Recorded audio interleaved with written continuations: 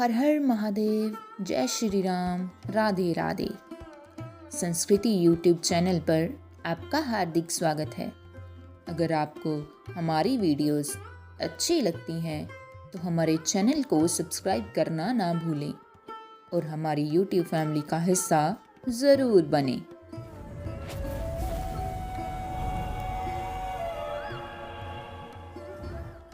दोस्तों, आज हम श्रवण करेंगे कार्तिक मास महात्म्य कथा का 23वां अध्याय।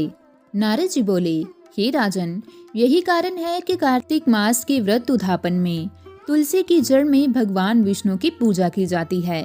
तुलसी भगवान विष्णु को अधिक प्रीति प्रदान करने वाली मानी गई है। राजन, जिसके घर में तुलसी वन है वे घर तीर्थ स्वरूप है, वहाँ यमराज के दूत नहीं आते। तुलसी का पौधा सदैव सभी पापों का नाश करने वाला तथा अभीष्ट कामनाओं को देने वाला है।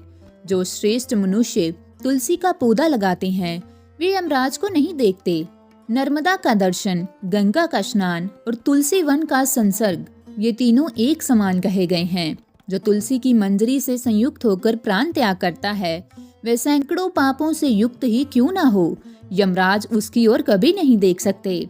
तुलसी को छूने से कामिक, वाचिक, मानसिक आदि सभी पाप नष्ट हो जाते हैं।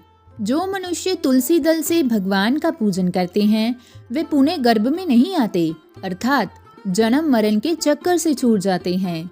तुलसी दल में पुष्कर आदि समस्त तीर्थ, गंगा आदि नदियाँ और भगवान विष्णु पर बरती सभी देवता निवास करते हैं। हे राजन, जो मनुष्य तुलसी के काष्ठ का चंदन लगाते हैं उन्हें सहज ही मुक्ति प्राप्त हो जाती है तथा उन द्वारा किए गए पाप उनके शरीर को छू भी नहीं पाते। जहाँ तुलसी के पौधे की छाया होती है वहीं पितरों की तृप्ति के लिए श्राद्ध करना चाहिए। जिसके मुख में, कान में और मस्तक पर तुलसी का पत्ता दिखाई देता है उसके ऊपर यमराज भी दृष्टि नहीं डाल सकते।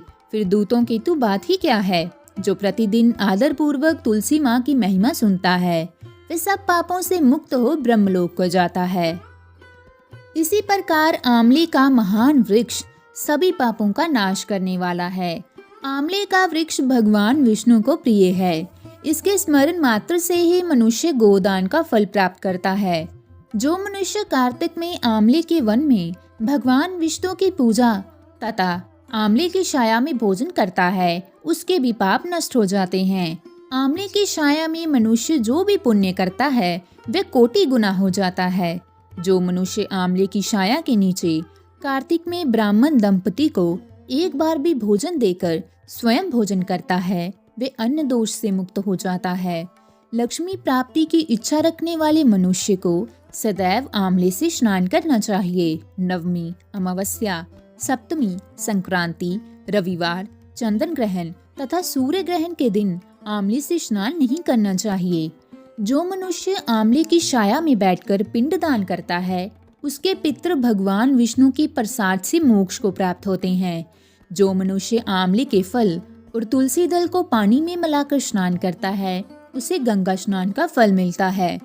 जो मनुष्य आंवले के पत्तों और फलों से देवताओं का पूजन करता है उसे स्वर्ण मणि और मोतियों द्वारा पूजन का फल प्राप्त होता है। कार्तिक मास में जब सूर्य तुला राशि में होता है तब सभी तीर्थ, ऋषि, देवता और सभी यज्ञ आंवले के वृक्ष में वास करते हैं। जो मनुष्य द्वादशी तिथि को तुलसी दल और कार्तिक में आंवले की छाया में बैठकर भोजन करता है उसके एक वर्ष तक अन्न संसर्ग से उत्पन्न हुए पापों का नाश हो जाता है। जो मनुष्य कार्तिक में आंवले की जड़ में विष्णु जी का पूजन करता है उसे श्री विष्णु क्षेत्रों के पूजन का फल प्राप्त होता है। आंवले और तुलसी की महत्ता का वर्णन करने में श्री ब्रह्मा जी भी समर्थ नहीं है, इसलिए धात्री और तुलसी जी की जन्म कथा सुनने से मनुष्य अपने वंश सहित भक्ति को पाता है। तो दोस्तों, आज का हमारा कार्तिक मास महात्म्य कथा का 23वां अध्याय यहीं समाप्त होता है। मिलते हैं अगले वीडियो में, तब तक के लिए धन्यवाद।